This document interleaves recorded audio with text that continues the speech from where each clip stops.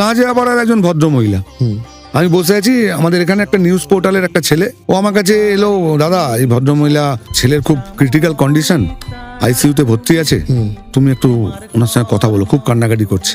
ও আর ওনার মেয়ে এলো আমার কাছে। বললাম দেখুন আমি তো কিছু করতে পারবো না, যা করবে বড় মা।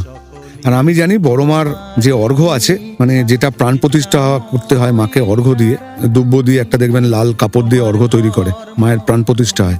আচ্ছা, সেখান থেকে আমি একটা অর্ঘ্যের ঘাস দিলাম, দিয়ে বললাম দেখুন হসপিটাল তো বড় হসপিটাল, ঢুকতে দেবেন না সব নিয়ে, আপনি ডাক্তারকে রিকোয়েস্ট করবেন মাথায় ঠাকাবার জন্য, নিয়ে যান, যদি হয় এইভাবেই হবে।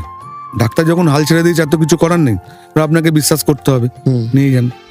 দুদিন পরে আমাকে ফোন, দাদা আমার ছেলে জেনারেল বেডে দিয়ে দিয়েছে এবং আমি মন্দিরে হোম করবো, এবং বিশাল করে মন্দিরে হোম করলো।